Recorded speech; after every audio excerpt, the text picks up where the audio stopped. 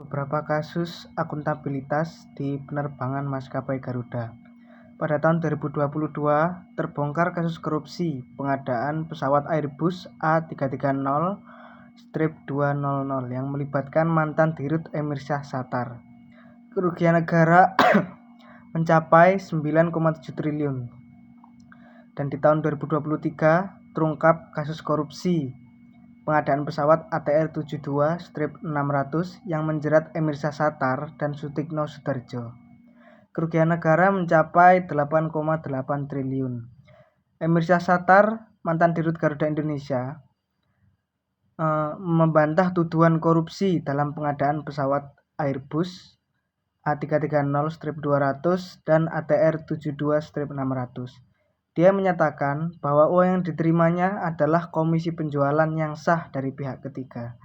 Sedangkan Sutikno Sudardjo, mantan Direktur Utama PT MNGI, juga membantah tuduhan korupsi dalam pengadaan pesawat ATR-72-600. Dia mengatakan bahwa dia hanya mengikuti perintah dari atasannya. Garuda Indonesia adalah maskapai penerbangan nasional Indonesia yang didirikan pada tahun 1949. Garuda Indonesia ini melayani penerbangan domestik dan internasional dengan hubungan di Bandara Internasional Soekarno-Hatta di Jakarta.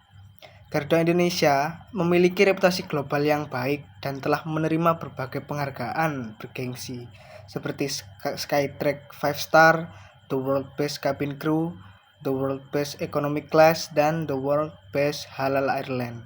Namun, dalam beberapa tahun terakhir, Garuda Indonesia telah dilanda berbagai kasus korupsi yang melibatkan petinggi perusahaan.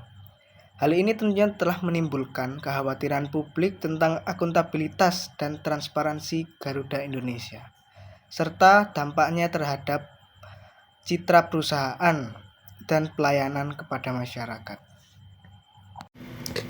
Yayasan Indonesia Corruption Watch atau kita sebut dengan ICW mendorong penegak hukum untuk menindak tegas para pelaku korupsi di Garuda Indonesia dan menuntut hukuman maksimal. ICW juga mendesak Garuda Indonesia untuk melakukan reformasi internal secara menyeluruh untuk mencegah terulangnya kembali praktik korupsi di masa depan.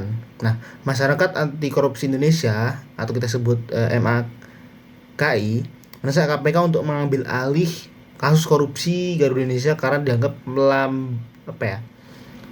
lamban dalam penanganan kasus tersebut. Jadi MAKI juga meminta KPK untuk menelusuri aliran dana yang ada di Garuda Indonesia, itu aliran korupsi, dan menjerat semua pihak yang terlibat pada kasus korupsi di Garuda Indonesia tersebut.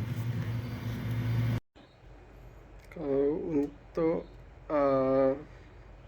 solusi untuk permasalahan korupsi Garuda Indonesia ini ada satu, menegakkan hukum yang tegas.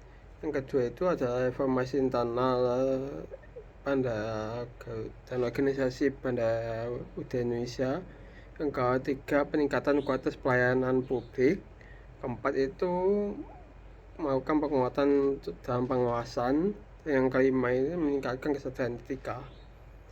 Nah, untuk kesimpulannya itu kasus korupsi di Garuda Indonesia ini sudah menjadi permasalahan penting etika dan harus diatasi dengan serius dan komprehensif. Upaya penegakan hukum, reformasi internal, peningkatan kualitas pelayanan, dan penguatan pengawasan, serta meningkatkan kesadaran etika perlu dilakukan secara berkelanjutan untuk membangun kembali kepercayaan publik dan menjadikan Garuda Indonesia sebagai perusahaan yang berintegritas dan berkelanjutan demi kemajuan negara dan bangsa.